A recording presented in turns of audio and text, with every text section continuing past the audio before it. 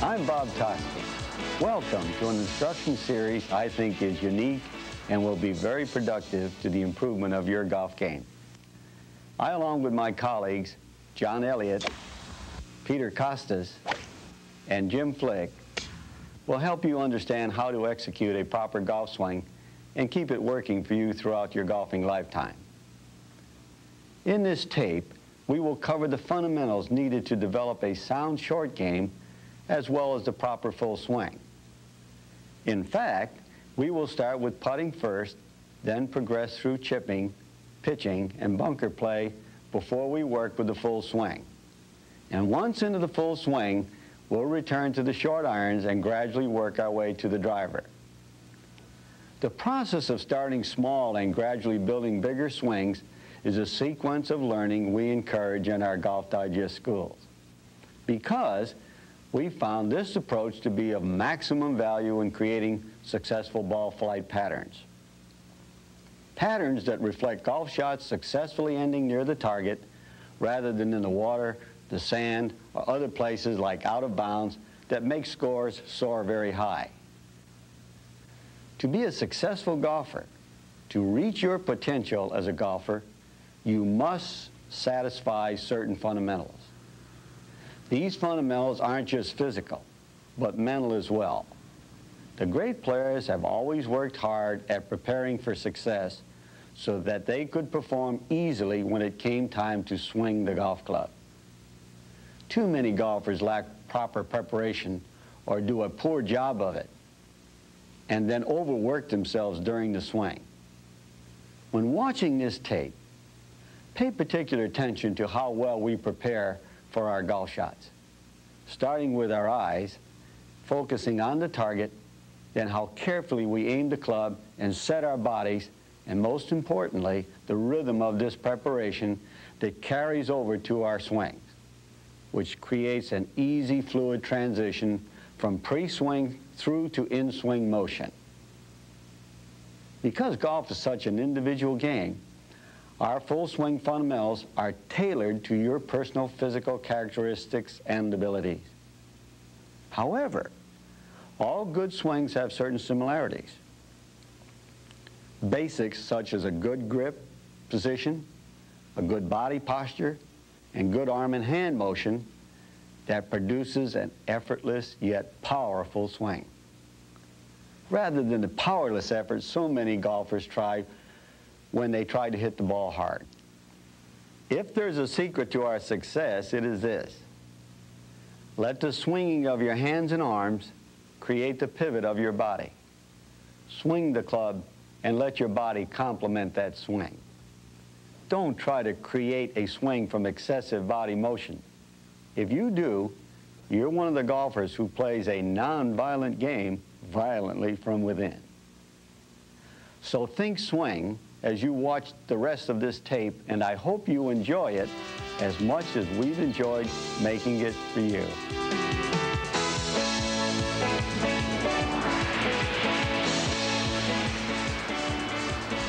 The most exciting aspect of putting to me is that there aren't any limitations on who can become a good putter. In putting, we're using a relatively straight-faced club to roll the ball on the ground to a small target that's not usually too far away. And to accomplish this, we use what we call a one-lever stroke. Putting, like all other parts of the game, involves two things: having control over the direction you send the golf ball and also having control over the distance you send the ball. In putting, we control our direction through our aim and also through our swing path. And to control the distance we want to hit the ball, we do it through the amount of stroke and also the speed of the stroke. So since there aren't any limitations on how good you can be, let's all get good, because then when we've lowered our scores, which in turn is going to make us a lot happier.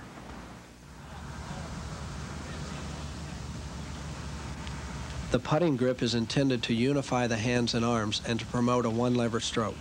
This can generally be accomplished in one of two ways: a grip in which the hands are opposed to each other,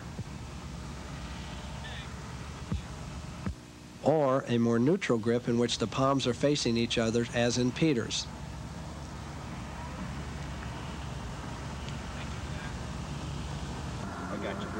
In Jim's and mine, the left hand is turned to the left the same amount that the right hand is turned to the right. In general, the wristier your stroke, the more you should set your hands diametrically opposed. The quieter your hands are during the stroke, the more you can use a neutral grip. The setup is basically a matter of keeping everything balanced. A strong preference in keeping your forearms on the same plane as the putter shaft, matching the angle of the shaft to the ground, with the eye set over or slightly inside and parallel to the target line. Shoulders should be set parallel to the target line, which is usually aided by also setting the feet parallel.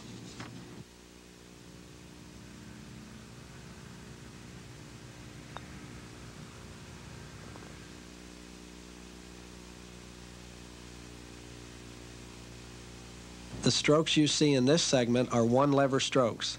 That is, they are made with the arms, and as a result, the motion strongly resembles a pendulum.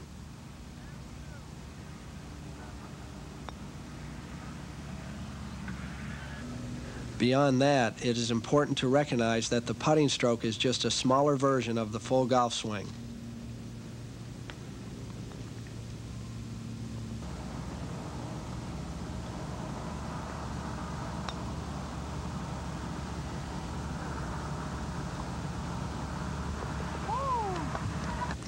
The amount that the arms move is determined by the distance we want the ball to travel.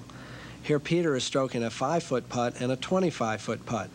Notice the difference in the length of the backswings and the uniformly accelerating pendulum actions resulting from his constant grip pressure.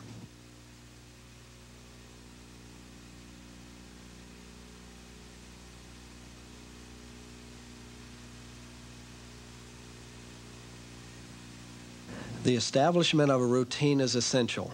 Here Jim, as in all of his putts, approaches his ball having already determined his direction and his distance and has a vivid picture, and therefore feel, of his putt in his mind. He is then ready to set up by first sighting his target and setting his eyes,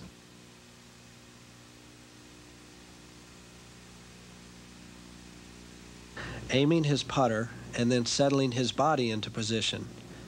His direction is now largely predetermined, and he can focus on the distance he wants to make the ball travel.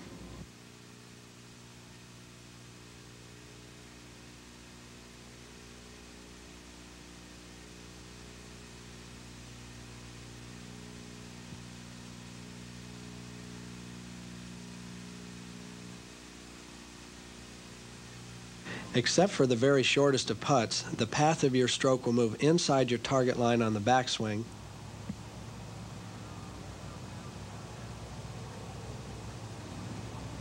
then back on line, and inside again.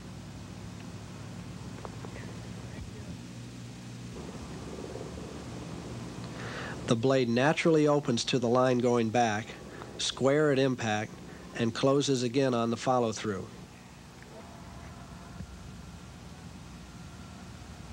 Even though we are all putting the same putts, notice how our strokes vary. Peter has an extended arm position which makes his stroke a little shorter than Jim's and mine.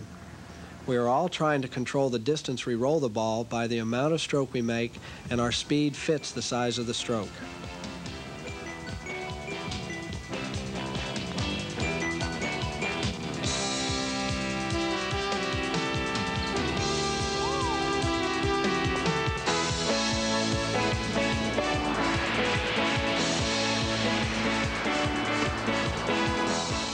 Chipping the ball, we'd like to develop a stroke that allows us to keep the ball relatively low, giving us minimum air time and maximum ground time. And in developing a good chipping stroke, it's helpful to understand what separates good chippers and bad ones. Most poor chippers take too little loft and scoop or try and lift the ball in the air, whereas a good chipper will take plenty of loft, de-loft the club, and make sure that he strikes down, striking a good, crisp, descending blow. This allows for lower shots and more roll, which is helpful in achieving our goal in chipping again, minimum air time and maximum ground time. For shots from just off the putting surface, when distance isn't a problem, your best choice may be to chip with a one-lever putting stroke.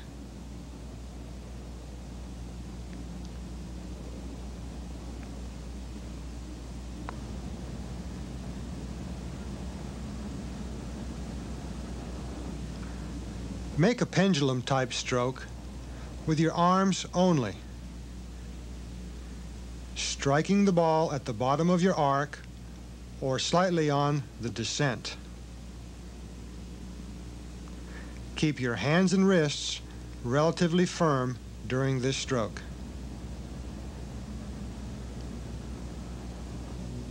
You don't have as much distance potential with this shot, and it requires a good lie, but with practice, your accuracy and control can be quite remarkable. When the shot is too long for the one lever stroke, you must go to the two lever system, utilizing hand and wrist action as well as arm swing to create more club head speed.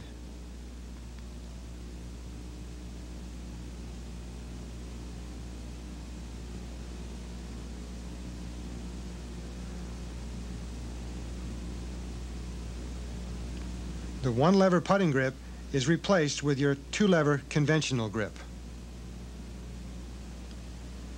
In the two-lever chip shot, a descending blow through impact is essential.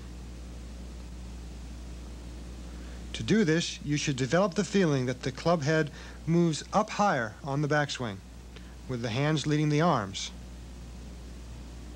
and then stays lower in the follow-through, with the arms leading the hands.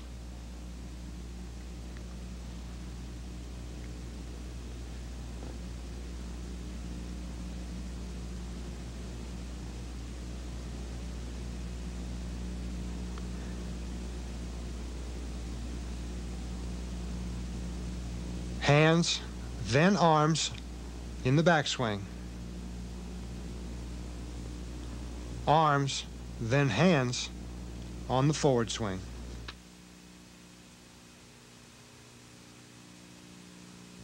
The short shots are made almost entirely with the hands and arms. They swing, and the body reacts to that swing and provides support. However, this does not mean your legs should be static, nor should you consciously restrict your body from pivoting.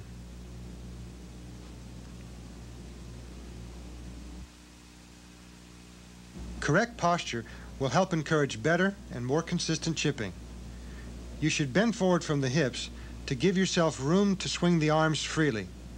Balance is toward the balls of the feet.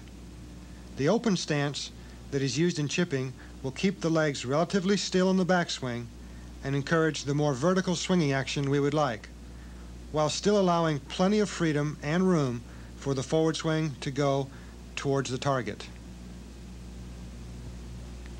The hands, swing center, and weight distribution should all be vertically in line, with the hands under the swing center and the weight centered directly under the hands.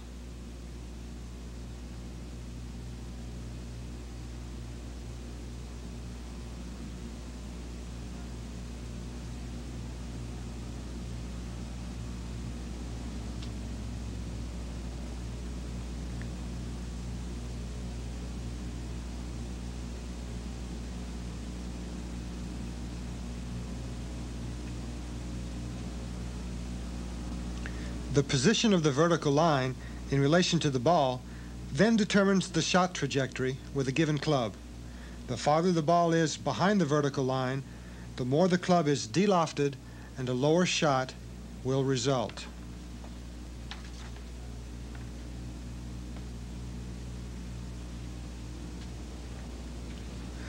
The ideal ball flight for any given short game shot should be based on the theory of minimum air time and maximum ground time.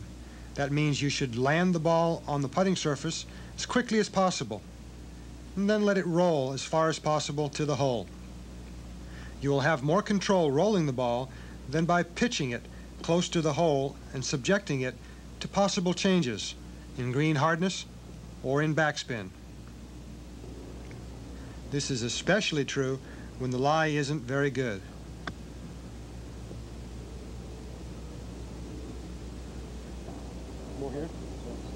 In fact, the worse the lie, the more the vertical line should be moved in front of the ball. It will encourage an even steeper angle of descent to help get the ball up.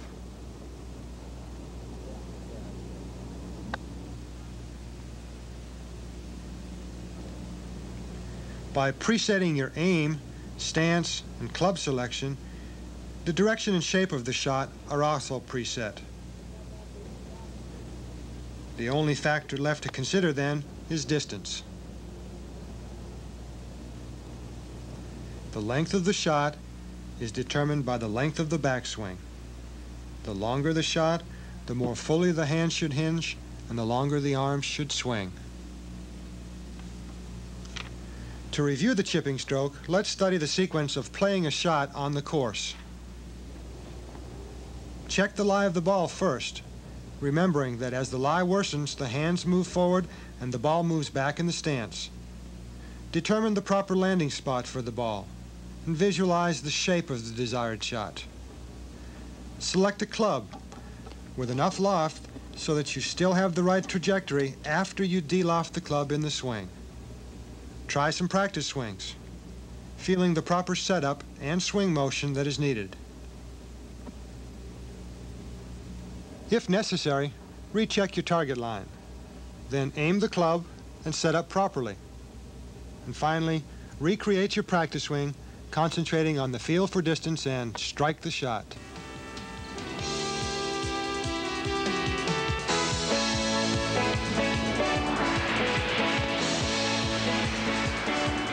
Pitching stroke is used when the conditions surrounding the flagstick require maximum air time and minimum ground time.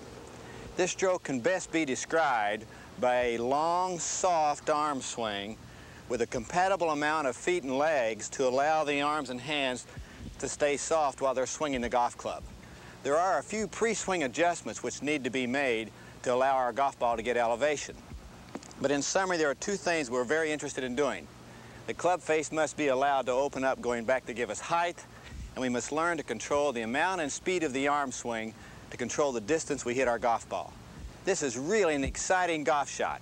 It can be demoralizing to your competition, but have fun when you're learning to play this shot in all its variations.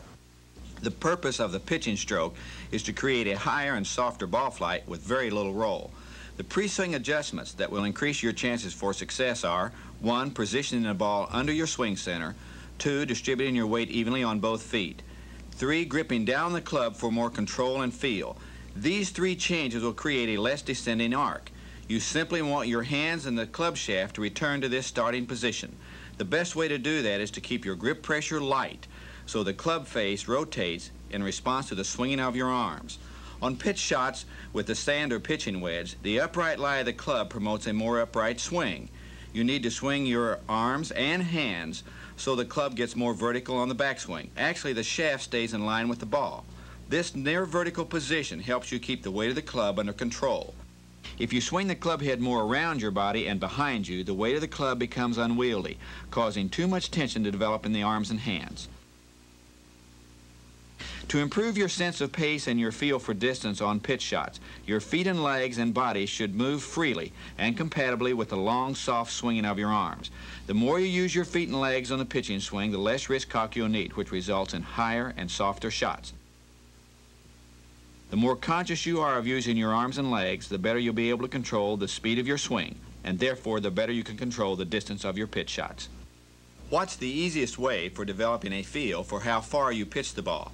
We found that you can best develop a sensitivity for distance by visualizing your swing on the dial of a clock. You have to swing your arms back to at least 9 o'clock to allow your feet and legs enough time to catch up with the back and forth swinging of your arms and hands. While your arms may only swing to 9 o'clock, the wrist cock will put the head of the club at 11 o'clock. Remember, relate the swinging of your arms with the hands of the clock. On the basic pitching stroke, you want to swing the club away from the ball in the backswing about as far as you follow through.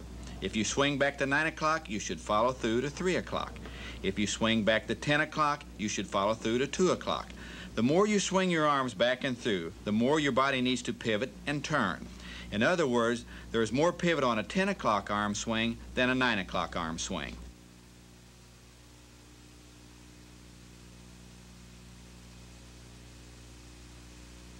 The speed of your swing should increase gradually, like the swinging of a pendulum. To fine-tune your distance and trajectory control, you need to vary the length and speed of this arm swing. Here are two examples of how to play the same 50-yard pitch shot. First, Bob Toski pitches the ball by making a long, slow, and soft swing that almost decelerates through the ball. The result is a high, soft lob shot with almost no spin that drops on the green like a parachute.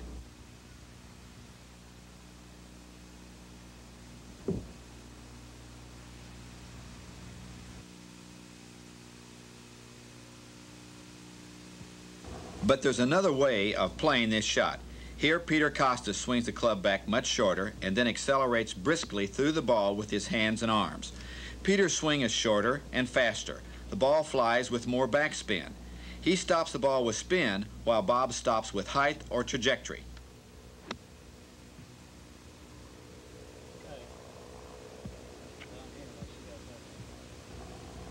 Peter's method is ideal if the wind is in your face. You want to keep the ball under the wind for more control. Bob's longer and softer swing works better going downwind. Part of the fun of golf is experimenting with the length and speed of your swing to get the ball consistently to the target. Oops. Even Toski isn't perfect all the time.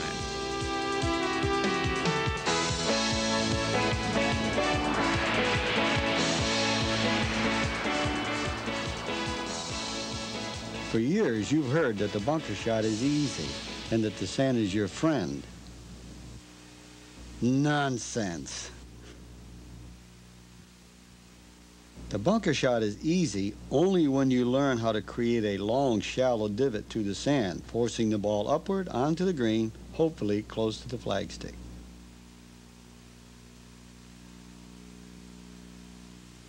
The secret to success is to create the right amount of swing motion through the sand to produce consistent results.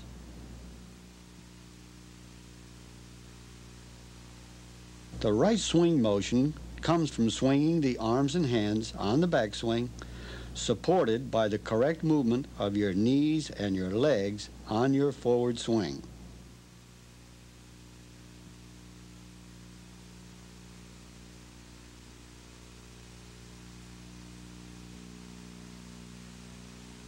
The farther you are from the flagstick, the greater the length of the backswing to produce greater club head speed through the ball, which produces a high follow-through. The closer you are to the flagstick, the shorter and slower the swing and the lower the follow-through.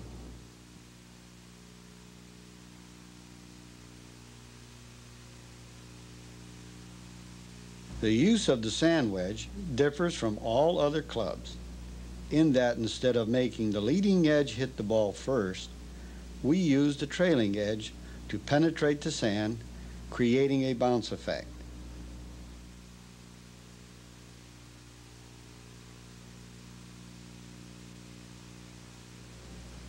The white paint on the trailing edge is proof of the bounce effect.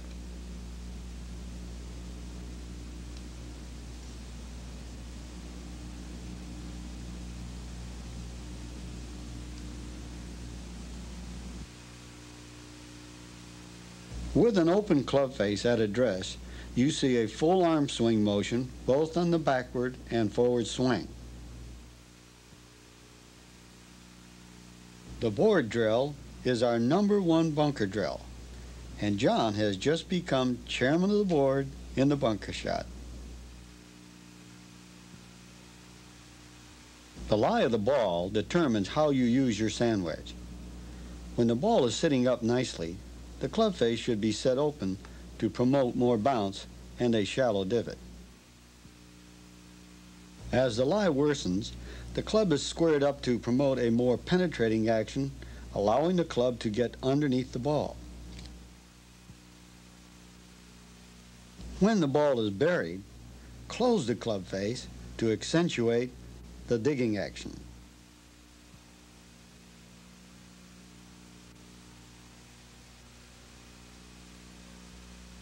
When positioning the club face to the lie of the ball, first, set the club face to the desired position, then take your normal grip. Do not take your grip, then attempt to position the club face. Simply set the club face open, square,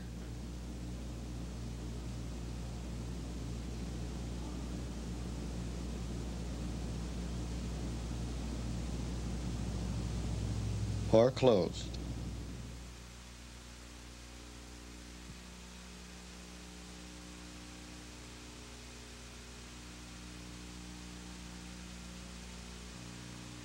From a normal lie, the ball position is slightly forward of center, and with an open club face, Peter produces a free full hand and arm swing back and through the ball, creating a nice long shallow divot.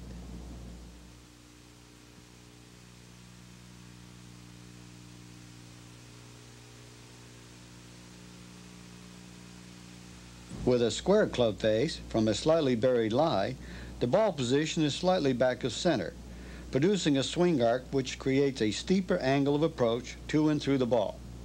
From a buried lie with a closed club face, the swing is more upright, creating a very steep angle of approach, striking closer to the ball with more hand and wrist speed.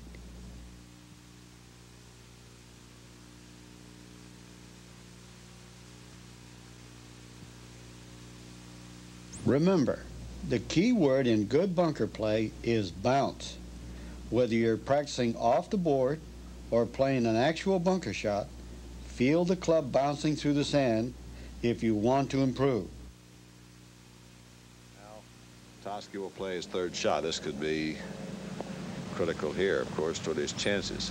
I can still remember how sweet this shot felt as my club bounced under the ball at Newport. Get it up and down from there. He doesn't need any tricks here. He just needs to get it close. Right. Yep. Look at here. Isn't that amazing? He went for it. When you can consistently produce these types of bunker shots, then the sand is your friend. Right over the back of Billy Casper. Billy's giving a pretty good smile of admiration right here. To summarize the short game shots, let's look at the transition from the green back, remembering two things. First, a one-lever swing motion is more accurate than a two-lever motion. And secondly, the lower the ball flight, the higher your percentage of success. The putting action we see here is a pure one-lever swing with a constant flowing motion to produce the best possible rolling action of the ball.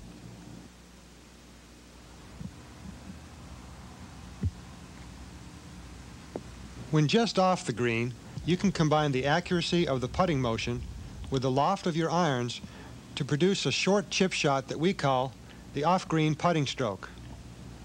Using your putting grip, merely lean left to put your hands and swing center forward of the ball.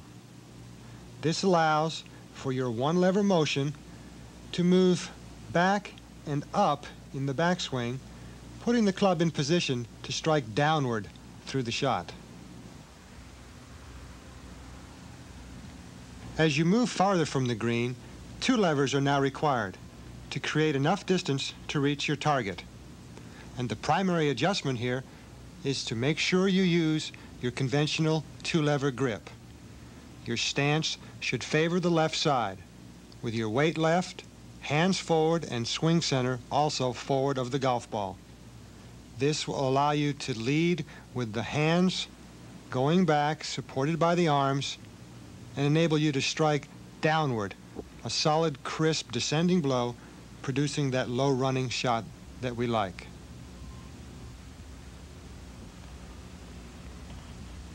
When a higher lofted ball flight is required, the longer pitching swing is the shot to play. The stance is more neutral, with the ball, hands, and weight centered. The key here is to remember to make a long enough arm swing so that your motion can be fluid and the club can flow through the ball to produce the high, soft shots.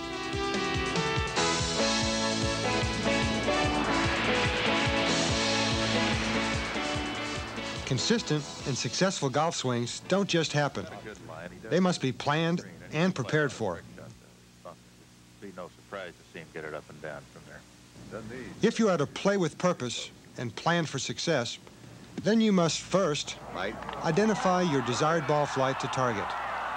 Second, Let's watch this again. understand what conditions at impact will produce that ball flight. Full whack at it, And but third, a lovely pace create with the that proper swing body when he got the movements ball and up. swing They shape had a lot on it. based He on got those the required impact stand is factors. firm, and he was able to- Unfortunately, most golfers' swings are not developed this way because they don't understand what happens during impact in a good golf shot. Every golf shot ever hit has been determined by 5 impact fundamentals: the path of the club through impact,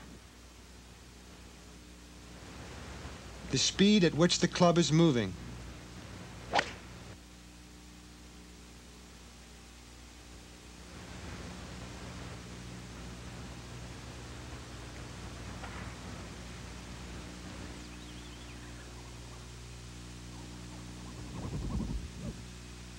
the position of the club face at impact,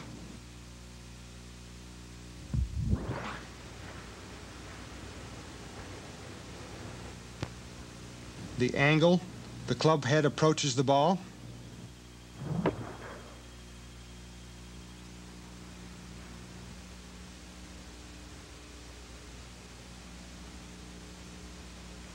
and the point on the club face where contact occurs. Solid contact is the first priority in your swing development, and both your rate of progress and the speed of your swing must be governed by your ability to make solid contact an acceptable percentage of the time. Just what is the correct swing path? And how should the club face be looking at impact? Simply stated, the combination of your swing path and club face position will determine the starting and curving direction of your golf ball. The perfect combination would be a swing path moving right down the target line, with the club face looking at the target line also. This would give us a straight shot to our target. However, there are 2 other combinations of path and club face that will give us a ball flight to target. When the swing path is to the right and the club face is looking to the left, you will get a right to left ball flight or draw towards the target.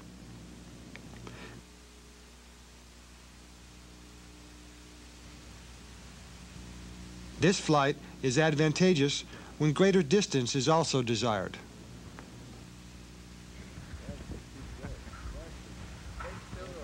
If the swing path is to the left of the target, with the club face looking to the right, the ball will fly towards the target in a left-to-right manner. The trajectory, and therefore the shape and distance of our shots, is greatly affected by the angle of approach, or that angle in relation to horizontal at which the club arrives at impact with the ball. As we will see, the greater the distance needs of your shot, the shallower the angle. The greater the directional needs, the steeper the angle. Of the 5 impact factors, none is more desired or more misunderstood than club head speed. Unfortunately, the incorrect pursuit of club head speed has ruined many a golfer. In golf, speed is power, but power is not speed. The faster moving speed muscles, the hands, wrists, and arms, should create your club head speed, while the bigger, stronger shoulder and leg muscles provide a foundation for that swing speed. In a nutshell, this is the Golf Digest School swing concept. The hands, wrists, and arms create the swing motion, while the feet, legs, and body torso provide the support.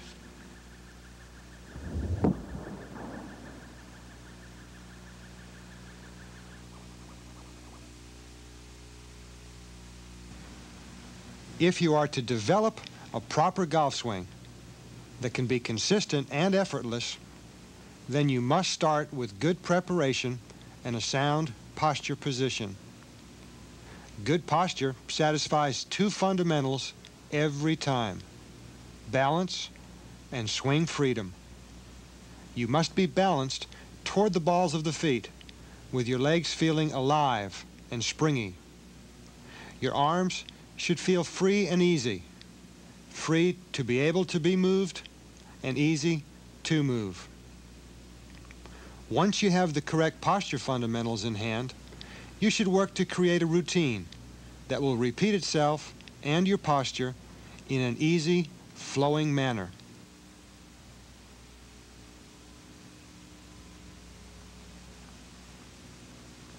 This can be critical in allowing your swing to become rhythmical and free-flowing.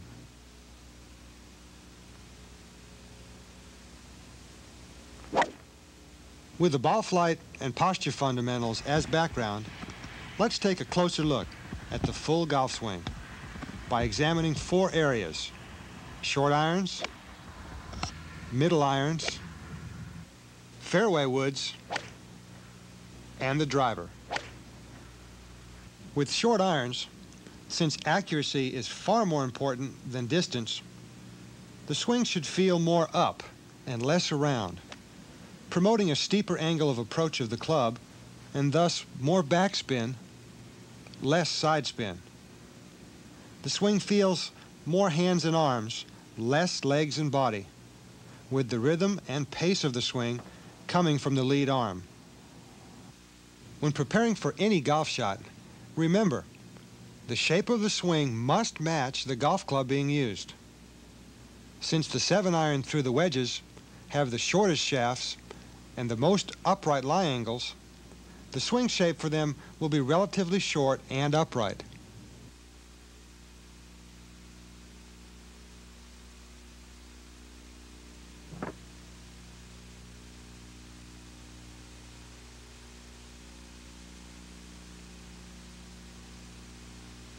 To encourage this type of swing shape, the stance should be slightly open with the feet and the ball position played towards the center of the stance. The weight should be evenly balanced, left versus right, and the arms will be hanging down more vertically, not extended out too far from the body.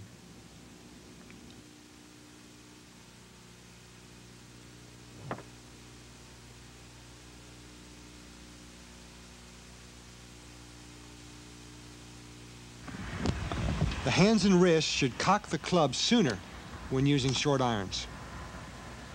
If the wrist cock is delayed too long, a more rotary swing motion will result, and thin or fat shots will start to occur. Short irons are also good to go back to when you're having difficulty with your swing.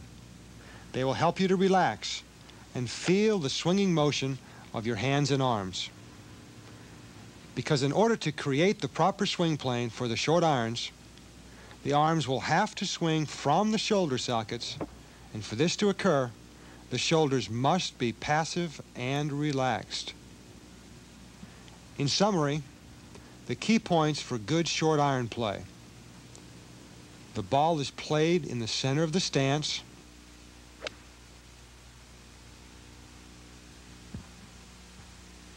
the stance is slightly open, and to promote greater accuracy, the swing is more vertical in nature, with the hands and arms used more, while the feet and legs stay relatively quiet for control and balance.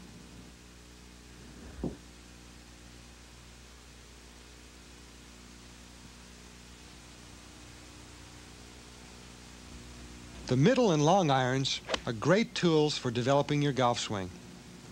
These clubs require a swing that perfectly balances the lateral, vertical, and rotary motions of the golf swing.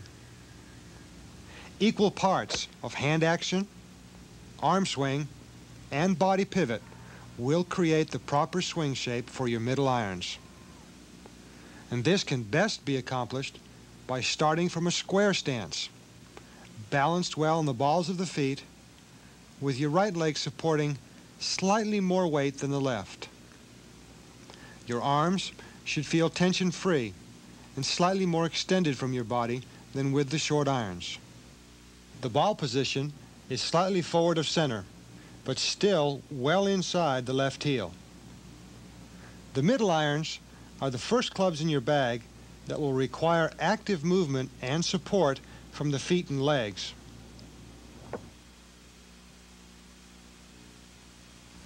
Good footwork allows for the momentum of your body to complement the motion of the swing. This means as the club moves downward towards the ball from the inside, there should be a corresponding downward and forward movement of the legs to support a good, crisp, descending blow through impact. Without sufficient footwork, your swing might become too short and as a result too quick. This could also cause tight grip pressure and a jerky swing motion.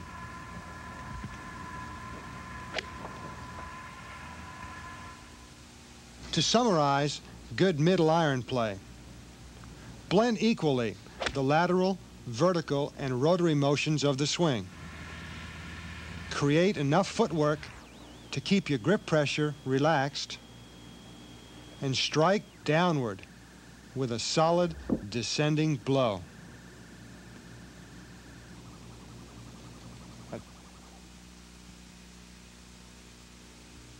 In learning to use the fairway woods, we will continue the transition from a relatively upright swing motion that would be used for the irons towards the more roundabout swing motion that is needed for the driver. The swing shape for the 5, 6, and 7 woods will be more upright and thus more resembling the longer iron swing. They also require a more descending blow to be used properly.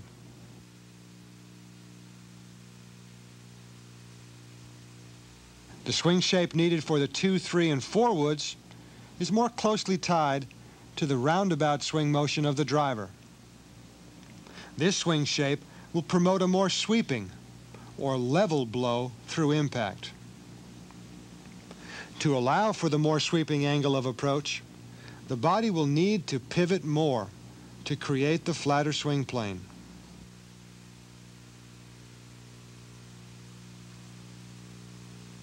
Proper footwork and leg action is the key to correct body action. As the swing gets longer and more round, the left heel must release and come off the ground so the left knee can move to the right of the ball. This action is reversed in the forward swing, with the right foot and right knee leading the way for the correct inside path to the ball. You must complete your backswing with a full free motion of the arms to be a consistently good fairway wood player. Failure to complete the backswing will almost always cause the shoulders to rotate excessively in the forward swing, and a pull or pull slice will result. In summary, to be a successful fairway wood player, remember, the swing is more rotary with less descent through impact. More foot and leg action is required to allow the body to pivot. And be patient. Complete the backswing with a full, free arm motion.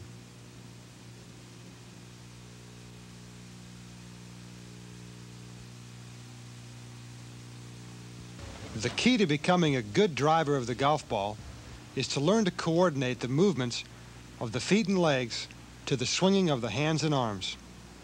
The faster you try to swing your club, the faster you must move your lower body to provide balance and support.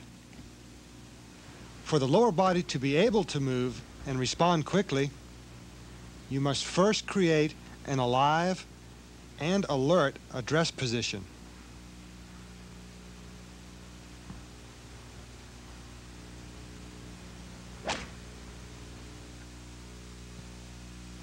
Balance is toward the balls of the feet, with 60% of your weight favoring the right leg.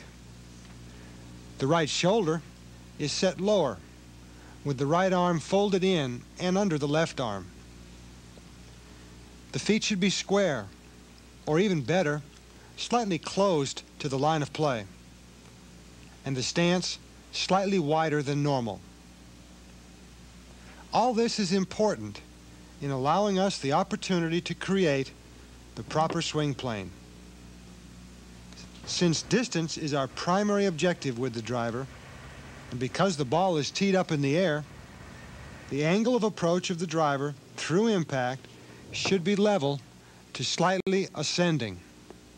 Thus, the need to swing the club more around the body in the backswing, allowing for an even more inside path to the ball in the forward swing.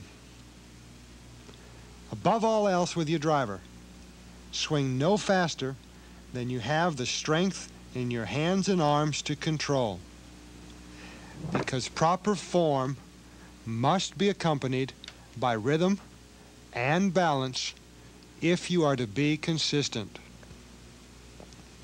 In summary, to improve your driving, concentrate on a good posture position that lets the feet and legs work freely. Create a level to ascending blow through impact, and swing at a speed that you can control. We would like to stress how significant we think drills can be in the development and/or maintenance of your golf swing. Drills can serve a variety of purposes when used properly. They help 1. Break undesired habits quickly. 2. Identify and foster the feelings of correct movements. 3. Maintain good habits. And 4. Keep muscles toned.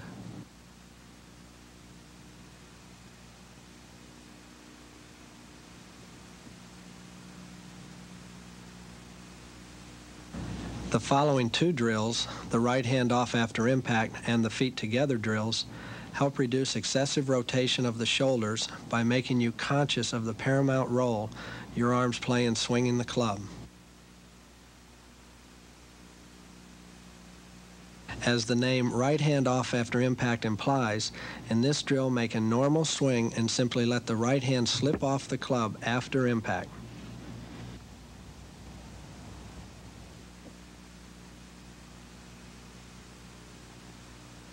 This will help promote the sense of your lead arm pacing the trailing arm, first in the backswing and then in the forward swing. When doing the right hand off after impact drill, remember to stay relaxed in your lead arm so that when your right hand drops off after impact, the left elbow bends, allowing the club to swing around behind you.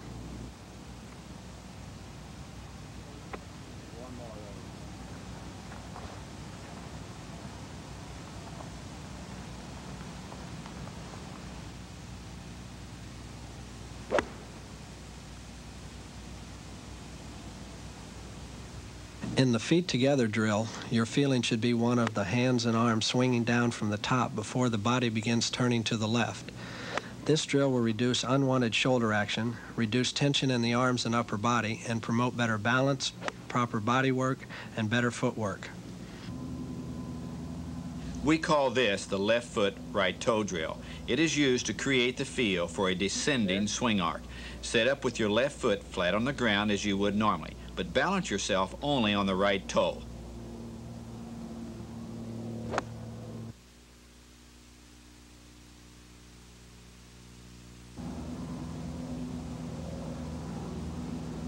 The ball is positioned slightly to the right of your swing center. This keeps your weight to the left side, creating a descending swing. Best of all, it reduces a tendency to overwork your shoulders at the change of directions at the top of the backswing.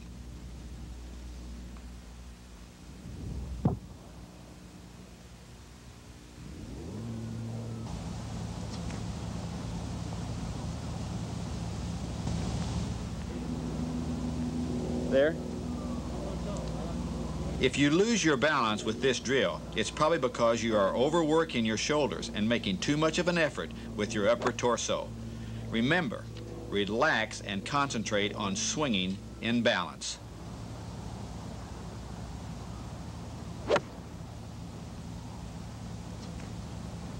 This is called the T to T drill. We use it to help acquire a feel for how the arms both swing and rotate.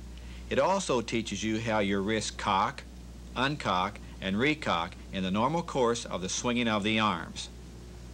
Stick a tee in the butt end of the grip and make a few half swings with your arms reaching about hip high.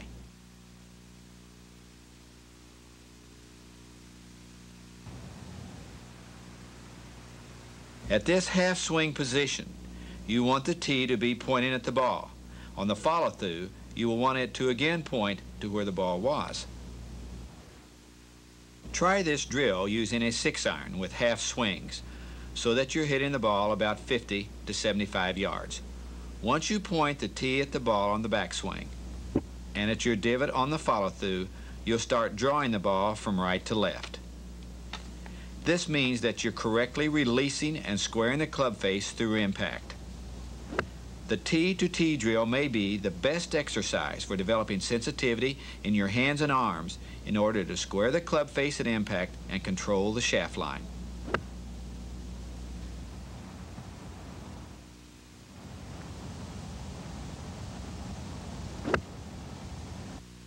If your swing is lacking in hand and wrist action and/or arm swing, this drill will amaze you.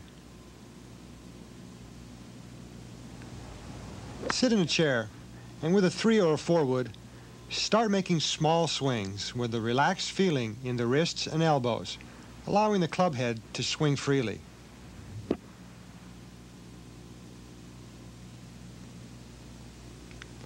When you can stroke the ball consistently with this small movement, then lengthen your arc and create a full motion swing.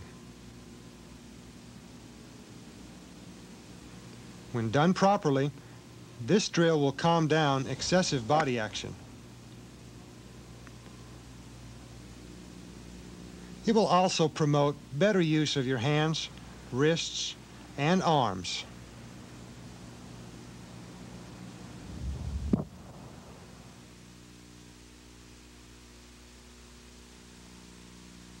So try the chair drill to speed up your speed muscles. The power and consistency of your golf swing will be determined by how well you can coordinate the movement of the upper and lower body. The baseball drill, as we call this exercise, can teach you the proper feeling of a well-synchronized golf swing. When done correctly, the sequence of this movement will be swing back, step forward, and swing forward. Swing, step, swing.